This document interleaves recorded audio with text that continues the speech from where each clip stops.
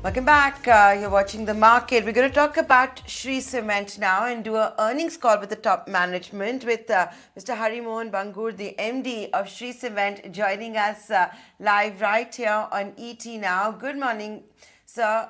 If I were to see the quarterly report card, we have seen net profit come down nearly 24% year on year. Revenues are higher by 5%. What the street is taking cognizance of is that, despite the volumes decreasing 9%, more than what was expected, the profitability, how you have outbeaten your peers from an Ultratech to an Dalmia Bharat with recent price hikes, right? Is that the big message going forward as well, that these kind of margins that you have reported, the kind of price hikes that you've undertaken will continue? There are many things in the commodity market. The volumes were low because there was a 40 days strike in our mother plant in Chhattisgarh. The Chhattisgarh plant, because of the transporters problem, the strike had taken place, and that was the main reason of profits falling down.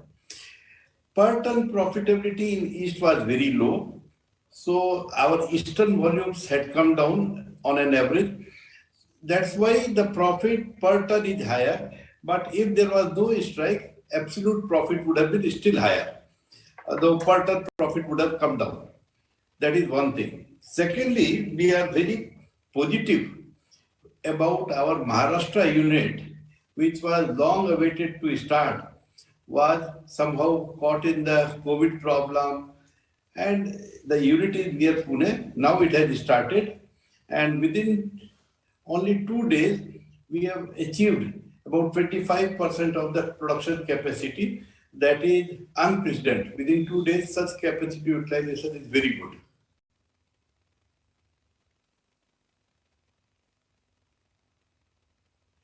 Okay, so the lower volumes are an account of the Chhattisgarh strike, the problem in Maharashtra that you were talking about, and maybe that's why more than what the street was expecting. But Mr. Bangur, coming back to the point of pricing and the price hikes that we have seen, if you were to see an EBITDA, you've done better than an Ultratech, you've done better than Dalmia Bharat. So the question is it going to be sustainable? Will you have to increase prices even more as raw material costs are only heading north? We can know about ourselves what we will be doing. I don't know much about the future plans, future working of Dalmia or Ultratech. So it will be wrong to compare that we will be better than them or we will be weaker than them. We know our working, our this quarter will be in line with the present quarter which has just passed or a little bit better. But we can't talk about others.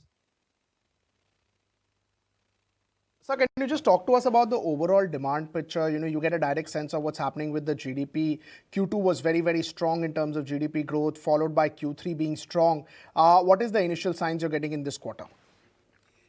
Initial signs were the January was not as good because there was a rains and everywhere the weather was not good, the days were short, there was no time to consume cement. From the last week of January onwards, things are very positive. We are finding good demand. And moreover, this present budget has given us a clear direction that in future, cement demand should be quite robust. If a country grows at 9 to 10%, cement demand will also grow at 9 to 10%. Okay. Can you also just tell us about the demand that we're seeing at the current prices? I mean, if the demand is strong, raw material prices, of course, have increased on the board for all asset-heavy companies. Do you believe that pricing could be much better then in that scenario?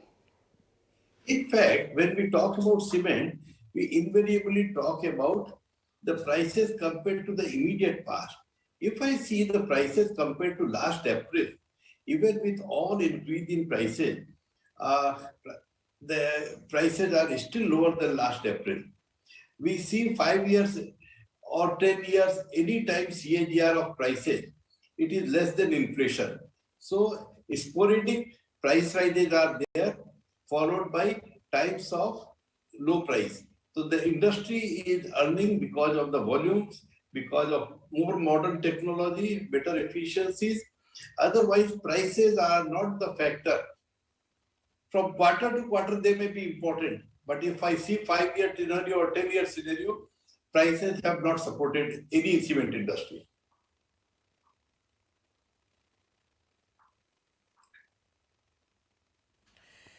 So, Bangur, just taking off from that point, then, you attributed what happened in Maharashtra and the Chhattisgarh transporter strike that impacted your volumes for the margins for the quarter under review. I think what the markets will want to know is that going forward with that strike done, will your margins come back to will your volumes come back to what they were? Are you expecting stronger growth, stronger momentum? Yes, that is fair. We expect definitely better volume. January, March, our volume will be far better than October, December quarter.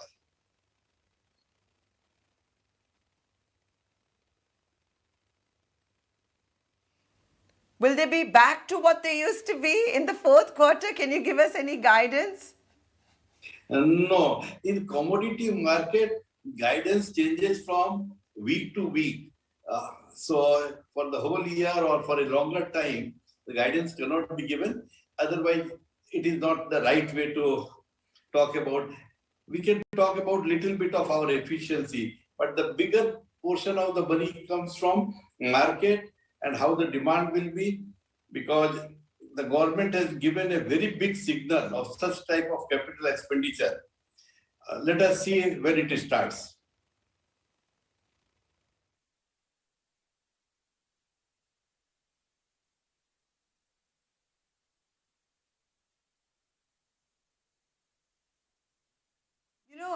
The other thing, Mr. Bangur, that the markets will be watching out for, and we have seen this trend, which is that of the large organized players increasing their market share. Now, whether this is coming at the cost of the marginalized players, the unorganized market, or of each other, can you tell us what really is going on? Actually, overall, the cement demand is increasing. So those who are not prepared with the capacity, whether large player or a small player, will definitely lose market share. So cement capacity utilization is normally 75 to 80%. So those who are having a higher utilization in the new demands scenario, they cannot contribute to the further demand. So their market share will come down. It is not a question of marginalized or weaker player. It is a matter of who has the capacity to serve the nation better.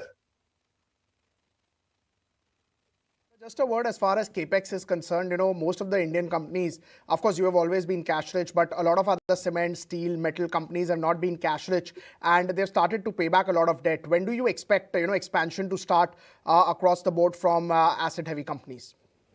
Cement companies, as far as I see, have created capacity well in advance.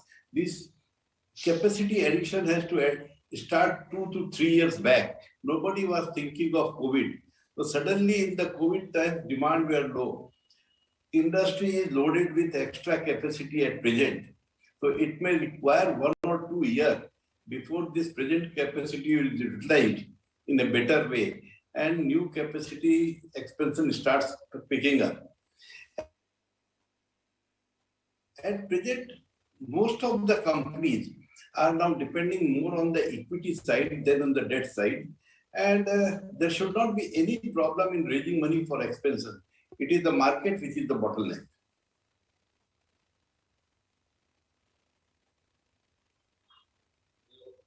Taking out time for us, always good to get a perspective from you.